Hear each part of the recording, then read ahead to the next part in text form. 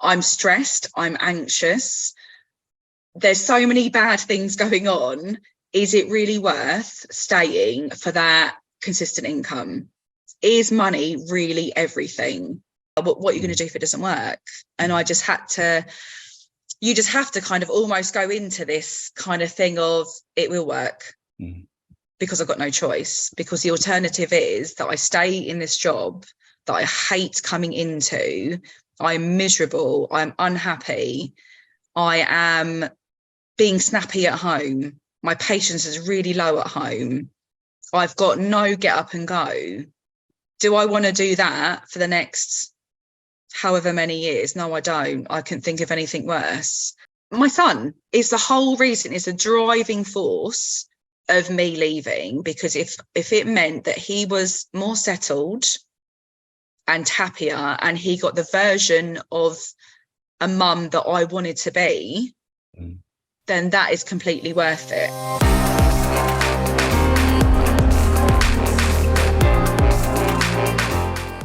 Hi, Amanda. It's fantastic to have you on the Blue Light Leavers podcast. Thanks so much for agreeing to be here. And I'm really excited about this conversation because I love this type of thing. It's very entrepreneurial and I love all that. So it's great to have you here. Thank you very much for having me. It would be really helpful to know a little bit more about you, and then we'll talk about your policing background as well. Okay. So my name is Amanda. I have a little boy who's about to turn 6. I'm married to a police officer. I wasn't actually born in this country. I was born over in Canada. Wow. So I came over here when I was 3 with my mum. So grew up in Croydon. Yeah. With my mum and my brother. Went to school, went to college, joined the police. Okay, so let's talk us through your policing background and when did you join and what were your roles? What did you do? So I joined when I was 18, and I joined as a police community support officer in Croydon. And I did that for about 18 months. And then when I just turned 20, I joined as a regular police officer. I was posted to Greenwich onto response team. Stayed there for around 5 years. Loved it. Was great. Had a great time. And then I went over to Brixton and I worked there for a few years. Mixture of response team. Then the tail end of it, I went up into the case progression unit. So the unit where people hand over their prisoners to then process them, interview them, take it to the CPS if needed. So I did that for a little while, and then I applied to be a detective. So to go onto the detective scheme, which I did. And then with that, you get posted somewhere different. You don't stay where you are. And I actually got posted back to Greenwich, funnily enough, which was fine. So I went over back to Greenwich, and then I was working in the domestic violence unit. That's around about the time I got married. And then I went on maternity leave for a little while because I had my little boy. Returned back to the domestic violence unit.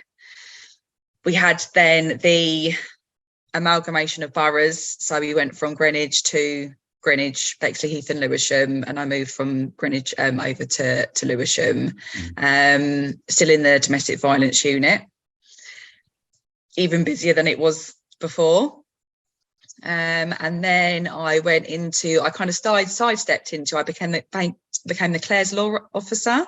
Oh wow! So, which was really, I really enjoyed that. It was great. It was interesting, but I was just kind of telling people bad news every day, which wasn't so great. But I thought it was a really important role, and it was really, I really enjoyed it.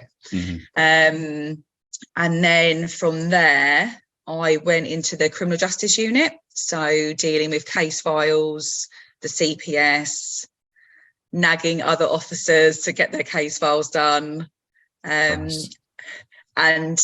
because case files had always interested me, like going to court when I worked in the domestic violence unit, going to court always really interested me, getting results was, you know, the ultimate thing that you work towards, really. So for me, case files were really interesting. Disclosure was really interesting. I get for some other officers, my idea of hell.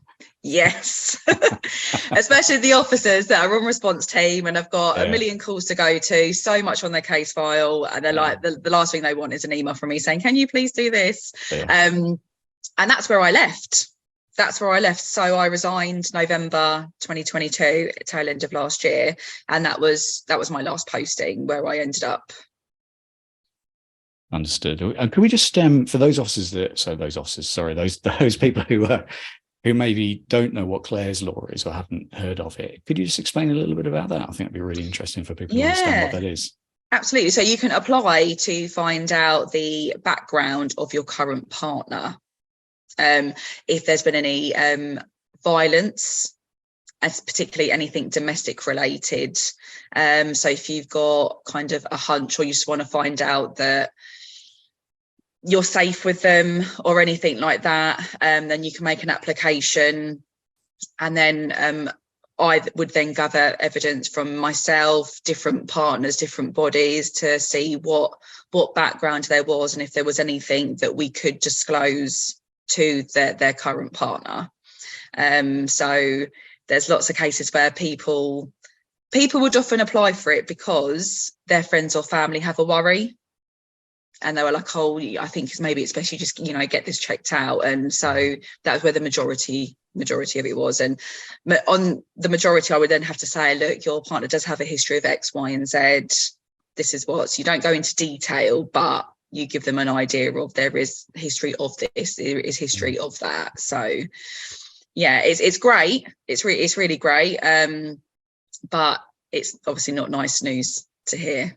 Yeah, absolutely. Yeah, definitely. But and it's a great direction that things have gone in, and it's amazing that it's there. But it's such a tragedy, obviously, for Claire Wood.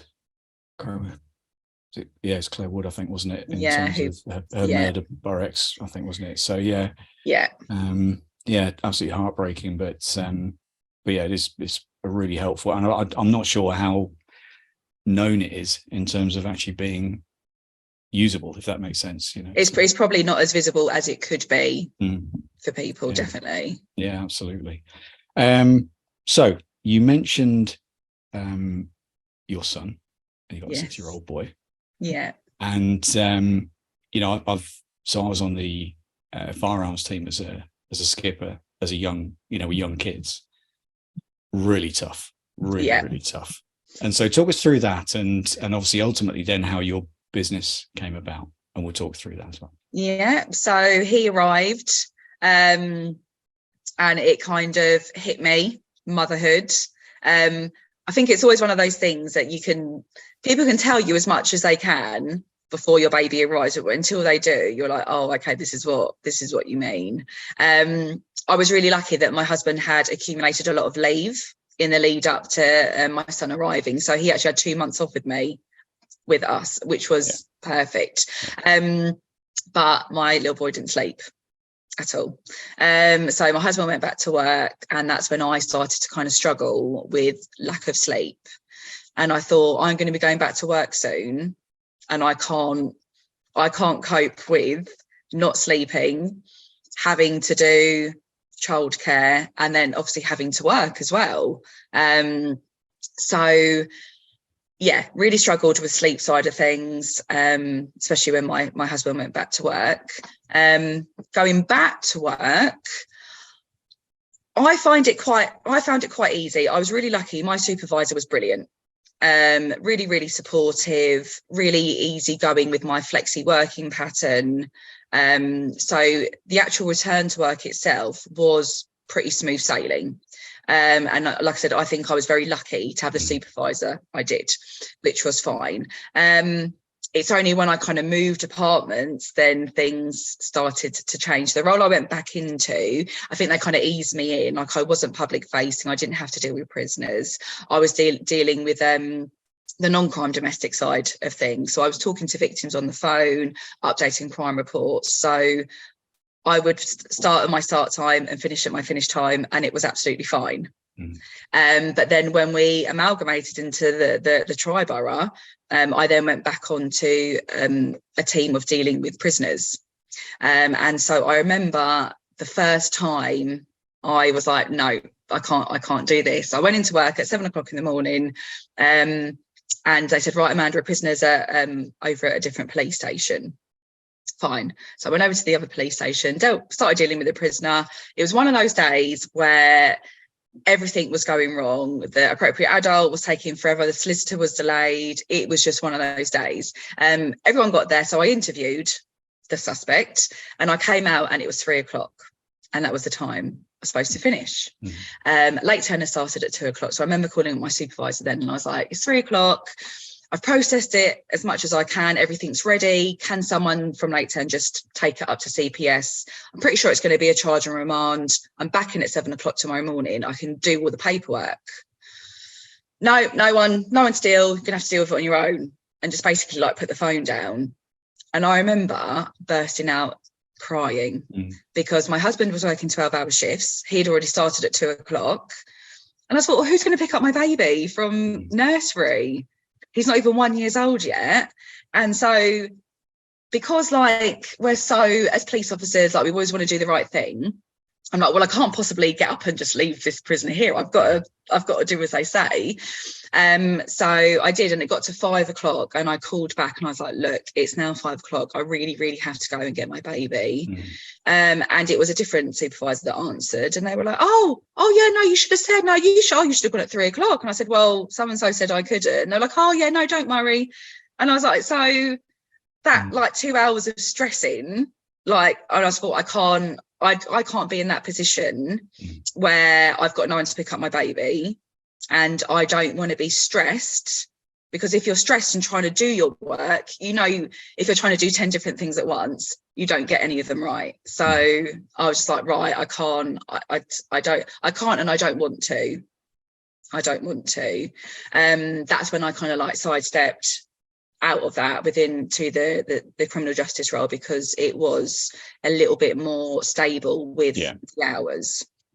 So juggling, like my shift pattern was always written around my husband's shift pattern, and when you've got two shift patterns that you're trying to work out, it's like a military operation. Ours was exactly the same. It's so like, literally passing ships. It was ridiculous. That's it. Yeah. You're like, right, if you're getting at 2, maybe then I could start at 3:30 and just like tag high five as you walk past each other out the door. And like one of you, like he was expected to be like, so worn for aid, doing late shifts. And I'm like, well, I can't do that. And right now that's fine because he's a baby and I'm quite happy to not be that role. But I always did think to myself, what if I really had like an aspiration of wanting to do that, or if I wanted to go to a different department, or if I wanted to go to promotion, or if we both wanted to do that, because I know there's probably an element of, okay, maybe it's your turn, you go and do that, and then in a year or two I'll go and do that. Obviously at that time I didn't want that, but like both of you working for the same organisation, and it's like your bosses can't talk to each other. I had him being the role he then moved into, being deployed away for weeks at a time. And then my supervisor saying, well, like if I said, like, can I change my shifts to, because I've got to do the drop off and the pickup. No, I can't do that. Okay, well, my role allows me to do my work from home, or I can give you 1 day a week working from home. And it came to the point where I had to work, because I was part-time. I had to work on my day off to make up my hours. They were telling me to use my annual leave for my childcare. My son was diagnosed with autism at the end of last year, so changes in routine for him is really, really difficult to cope with. Husband being away in the first place, my supervisor said to me, can't you ask a friend to come around and do the school drop off for you? So I said, do you have a friend that would come around at 6 o'clock in the morning and get your child up and take them to school? Like, that's just, I'm like, but if he was away on holiday or away on a stag do, get it, absolutely, right, my problem. But he's deployed because of something's happening. Like we work for the same people, and they just can't communicate with each other. No. Or there's not that flexibility or allowance of, oh, okay, he's away, so can we try and help her out? Just none of that, which was really surprising, actually. Yeah, it's not conducive, is it, really, policing in terms of being particularly family friendly, which is why more and more people look to move on and do other roles, because, you know, the nature of the business, I get it. And I've been a skipper. I was a skipper for almost half my service, so I understand there's that balance between, you know, what's right for your team and your team members, and their what's going on with them and the family and everything else, and the, you know, operational demands and this sort of thing. So I get it, but I think sometimes it's so far removed from any sort of support or understanding of the challenges. You know, we had no family nearby. We had no one that we could rely on, and it makes it incredibly difficult. It really does. And there were times when, you know, Claire would phone me in tears because she's stuck at work and I'm stuck at work, and, you know, what are we going to do? You know, we ended up, I think, asking like a neighbour to go around and pick our kids up from nursery and stuff like this. You know, we didn't have that good. I mean, we all got really well with the neighbours, but you know what I mean? It was that random. It was like, who can we speak? We've got to speak to a neighbour to do it because there's no one else. And and you do find that, obviously, either through business ownership, which we'll go on to in a minute, and that flexibility, or with other organisations, they tend to be a lot more understanding, a lot more flexible in terms of what they'll do. So it is incredibly challenging. Challenging. Definitely. So what happened then in terms of you're now a business owner? So we've got Super Simple Sleep, and, you know, which is obviously around support for people who maybe the babies aren't sleeping. So how did that come about? Obviously, you've been through that yourself, and I've been through it as well.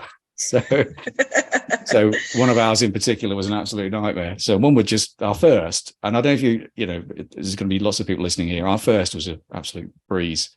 So we thought, can't see what the fuss is about. This is not too bad, you know. So we had a second one, and she was just complete nightmare from even before she was born.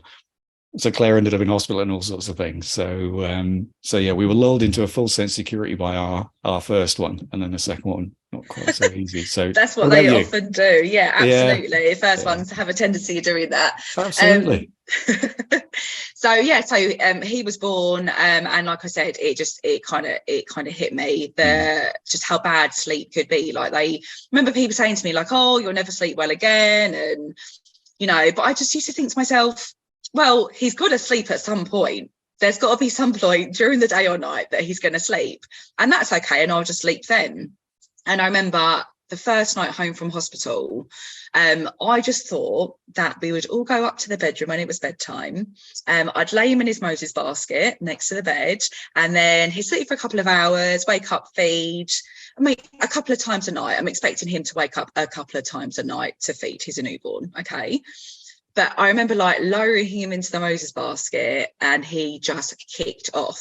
He was like, absolutely not. You are not laying me down. And I was like, oh, I can't even put him in his Moses basket. And so my husband was like, oh, I'll take him downstairs. You get into bed, you get some rest. And I said, right, well, call me when if it gets like 2:00 in the morning or something, then just, you know, come and tap out and I'll, you know, take over. And he didn't. He just let me sleep, which was lovely. But then we got into that habit. So he would stay up all night because my son just wanted to be held upright on his chest, or on your chest. And then I would sleep during the night, and then I would take over in the morning, and he would then sleep. And for me, I was just like, well, this is like my maternity leave, and this is the time that he's got off as well. And I just wanted us to spend that together. But it was kind of what was working. And then, like I say, he went back to work, and he was doing 12-hour shifts, and he was doing 7 days on and 7 days off. So 7 days off was brilliant. He was around. But when he was at work, I used to dread it. I used to dread bedtime because I thought, he's not going to go to sleep anyway, and I'm on my own to deal with all of it. So I really, really struggled I only lasted about 4 or 5 months. I just thought it's everything that I could think of was sleep. How to get my baby to sleep. I was on Google. I was on Mumsnet. I was on anything you could think of that was around 6 years ago to get my baby to sleep. And I was using all these different things. I had bought You and the Sheep That was a waste of £30. I bought like a positioner for his crib, for his Moses basket, because he was more comfortable on his side. Bought that, was then reading up on the Lullaby Trust saying sleep positioners aren't safe to use. Okay, fine, take that away. I was using a dummy, and I was one of those mums that was like, oh, my baby's not going to have a dummy. My baby's never going to have a McDonald's. My baby's not going to have chocolate. I'm going to puree everything he's ever going to eat. Very quickly went out the window.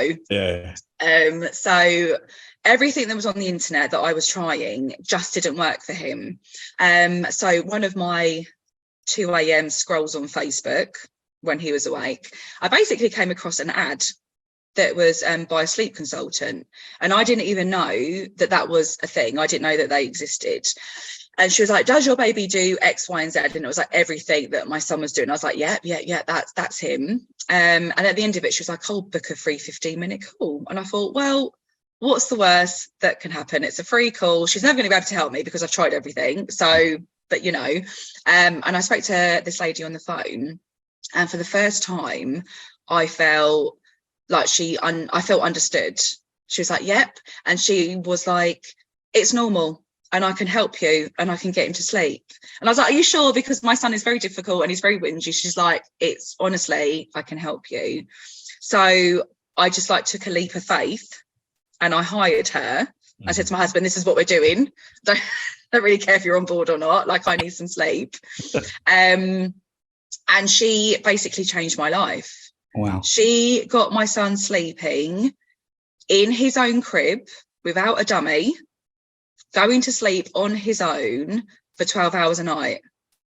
Wow. And then he was then taking 2 naps a day that were 2 hours each. So that was 4 hours. I didn't have to have a baby in my arms, and I could just do the washing up, put the washing on the airer, have a hot cup of tea. Like all those little things that I really struggled with not being able to do, like, meant so much. And then he was happy because he was sleeping. And I had more confidence because if my husband was at work for the night, I was like, fine, because come 7 o'clock, I know he's going to go to sleep within 5 to 10 minutes happily. And then I'm going to have a couple of hours to myself, and he's not going to wake up until 7 o'clock the next morning. Wow.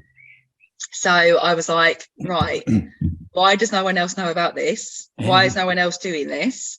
But there's a lot of taboo around it, a lot of taboo around sleep training. And then a year later, I got an email from this woman saying, I'm not consulting anymore. I'm not, working with families. I'm going to be training past families to do what I do. And I was like, absolutely, yes, because child sleep really interests me because it's so different to adult sleep, and the workings of it is so different, and it's just really interesting to me. So I trained and certified with her, and I did that in 2018. And so I'd done it like as a side business, registered it as a business interest with the police, and I'd been doing it kind of on the side for that amount of years. Took a little break in 2021 as my son was starting school. And I was like, right, I want my evenings and weekends free. I want to spend the last kind of summer with him before he starts school. And then I took a break from it. And then November last year, when things got really, really bad at work, I was like, right, I've got to make a choice now of staying safe with the police because it's a regular income. But I'm not happy. I can tell that it's having an effect on my son at home. I'm stressed. I'm anxious. There's so many bad things going on. Is it really worth staying for that consistent income? Is money really everything? No, it's not. So I just basically took a leap of faith. I didn't even take a career break. I just resigned, and I was like, I'm going to make this work now. I'm going to turn my side business into my business, and I'm going to go and I'm going to help as many families as I can get some sleep. And this is going to be it. I'm going to decide now that I'm going to only work when my son is at school, and I'm going to be able to be there for him for drop-offs and pickups. I'm going to be able to go to his school play or his school assembly. And I'm just going to be there. I'm going to be able to be there. When my husband then gets deployed, fine. See you later. I miss you, but it's fine because I've got home covered. Yeah. So that's what I did. I left. Wow. That is fantastic. And getting to that decision point, Amanda, is can be quite difficult because I know this because I've recently done it with Blue Light Leavers as well. So very, very similar thing, going through my own challenges, being able to help others, and similar to yourself as well, which I think is a fantastic thing to do. And it gives you that real sense of purpose, stuff that we joined the police for. It's that sense of purpose, that reason for being, all that sort of stuff. So amazing what you've done. Did you toy with the idea for a while? Had it been sort of stewing away? And did you get yourself into a position of, when you took that leap, that things were ready to go, that it was, there's a few things set up? So it wasn't just a leap of blind faith. Did you set a few things up beforehand? And had you been mulling it over for a while before? It always been in the back of my mind. When I was doing it on the side, I always did think to myself, oh, I really enjoy this more. Like, the results for the families I get when they tell me that I've saved their marriage, people can go to really dark places when they're sleep deprived with their mental health. Mm-hmm. And when I hear that they've been able to come off their depression medication or something like that, or their baby is developing well now and is reaching these milestones, that was such a high. I was like, oh, I prefer that. And working with babies and children can be a lot more pleasant than working with some of the members of the public, and indeed some colleagues. It was always in my mind that this is actually what I really want to do. But because of that kind of consistent income, it was always like, oh, can I make it work? So there was a few things in the months leading up to my resignation, and I feel like the universe shows you signs. Yeah. Okay. So basically, before the decision, I said to my husband, right, what have we got in our savings? What have we got to keep us kind of afloat for the next kind of 6 to 12 months? Do we kind of have enough to, if I was to make no money at all, to kind of see us through? And we kind of pulled some things together. Remortgage came at the perfect timing. And so I had some finances in place prior to that. And I think that was the only thing that really bothered me was, am I going to be able to pay my mortgage every month? That's the only thing. I didn't think about, like, my colleagues would say to me, oh, but Amanda, what about the pension? Well, I'm sorry, but the pension is awful. And I'm not waiting until I'm 65 years old to be happy. It was a kind of now or never moment. So yes, I thought about the pension, but I was part-time for a few years, so my pension is never going to be as good as someone else's anyway. And I can't wait that long to almost be free as well. So it was more the financial side of things that was, kind of the thing that I needed to be a little bit more stable. And then it was just gut feeling. Like, there was a few things that happened at work that it was like the universe was saying, right, no, it's go, just like nudging me to go. I tried to change roles, which had been blocked by my supervisors. And so it was like, no, just go, because you're either going to get the sack for saying something unprofessional or something like that. So yeah, had some finances in order, and then just knew that I was just going to go full hog ahead with the sleep side. With sleep, that's it. With not the sleep side, it's the sleep business program. Yeah, incredible. I love it, absolutely love it. I think it's an incredible thing to do, and like I say, developing something on the side, and there's a couple of bits I'd really like to go into, if that's okay, just briefly. But something that a lot of people struggle with, I think, is investing in themselves and understanding that actually it's worth splashing out a bit to develop in certain ways. And I did it through project management and program management qualifications. I did it through IT specific qualifications. I did a postgrad diploma, so, and you do have to splash out and invest in yourself, and it costs. So how about you in terms of that investment and in training? How did you feel about that? It was scary at first, because I thought to myself, right, to actually run my business doesn't cost me anything, because I can do my work with anyone in the world, basically like this, on video call. But there are things that you have to have in place. So buying your business name, registering it, your website, brochures. I've been doing some in-person events, advertising. So it felt scary at the beginning, because I was like, oh, I just won't spend any money and I'll just get business.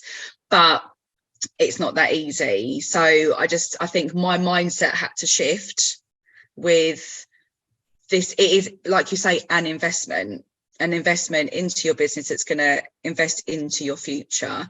So I mean, I try to do a lot of it myself via YouTube,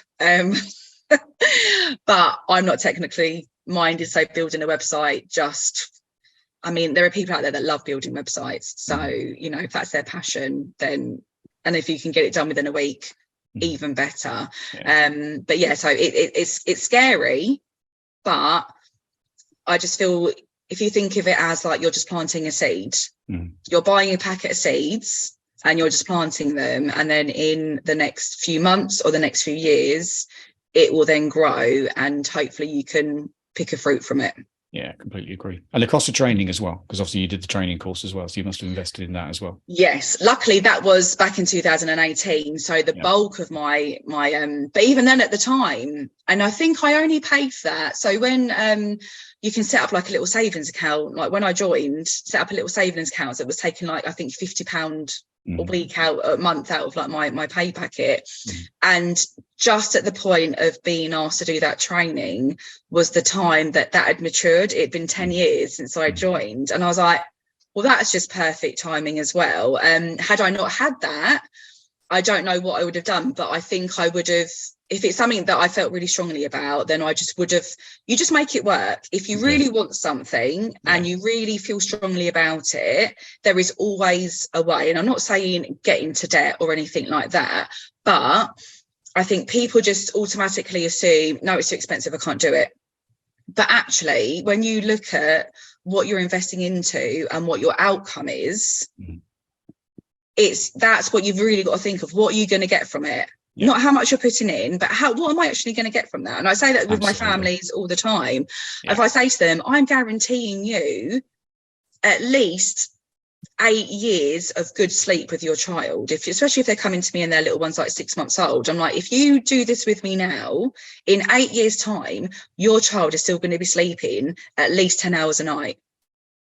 So, you know, what are you actually getting from it? Yeah, definitely. And it's quality of life, and same for yourself as well, that investment in that training. And it is a bottle test, and sometimes these things are expensive, but the return, either financially or as a result of improvements in mental health and work-life balance and relationships and all those sort of things, it absolutely pays for itself. It's, you know, we get bogged down with this, oh, it's too expensive, but you've got to look at the outcome without a shadow of a doubt. I think it's brilliant. What was the reaction of your colleagues when you said that you were packing up and you handed your notice in? What was the reaction of them? Amanda, it's a bad time to start a business. That's what I got. It's a bad time to start a business. What about your pension? Or what are you going to do if it doesn't work?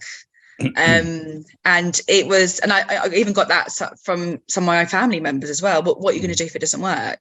And I just had to, you just have to kind of almost go into this kind of thing of it will work because I've got no choice, because the alternative is that I stay in this job that I hate coming into. I'm miserable. I'm unhappy. I am being snappy at home. My patience is really low at home. I've got no get up and go. Do I want to do that for the next however many years? No, I don't. I couldn't think of anything worse. So you just have to block it out. Just block it out, and just, what is your own lane? Just think of what immediately comes into your mind. So when I thought about it, my house, my son and my husband just immediately came to mind. And my son is the whole reason, is the driving force of me leaving, because if it meant that he was more settled and happier and he got the version of a mum that I wanted to be, then that is completely worth it. Completely worth it, because before becoming a parent, you always have an idea of how you're going to parent and how things are going to look. And yes, there are lots of challenges that come in the way, but if it's affected by your mood and your mental health, those contributing factors can be changed, i.e. where you work and how you work. And if you can change it, then I think any parent would. Yeah, completely agree. And do you feel you're there now in terms of that relationship that you got on with your son and with your husband? Honestly, the change I've seen in my son over the last 5 months has been incredible. And it almost makes me feel guilty that I didn't do it sooner. He's more settled, he's more comfortable, just seen a change in him at school. And that's everything. If I see that every day, I'm like, it doesn't matter, like it just, so definitely. Yeah. Amazing. Oh, well done. That's incredible. What a great story. And can you tell us the name of your business and obviously signpost, because you've got a Facebook group as well, so and you're just in the process of recording podcasts as well, which is going to be amazing, so I can't wait to listen to those. That'll be fantastic. So what's the name of your business? So it's Super Simple Sleep, and that's .com on the web, and then my Facebook, I've got a free Facebook group which is Baby Sleep Support. Sleep Support, sorry, you broke at the end. So Baby Sleep Support. That's it, yeah. So everyone is welcome to come in. Predominantly, the most people I work with are police officers. They are my predominant families that I work with, because obviously sleep is so important to officers and police staff and police family as well. You can find me on Instagram as well under Super Simple Sleep. I'm even on TikTok. I'm not dancing, don't worry. So am I. Well, shocking. I've just started putting together a YouTube channel for helpful videos for families as well. And yeah, the podcast episodes will be coming soon. Incredible. And what services do you offer, Amanda?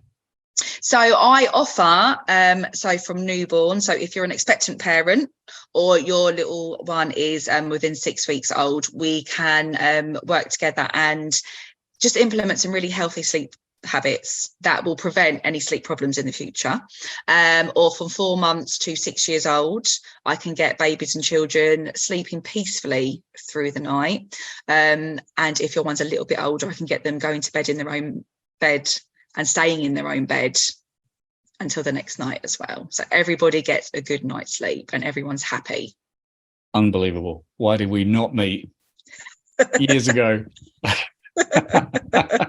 We're at the other end of the scale now, so we've got 2 teenage kids, and so we're at the other end. We can't get them out of bed, so it's yes, the flip side. Yeah, exactly. Yeah. So but yeah, honestly, that's fantastic. Well done. Really impressive. And thank you.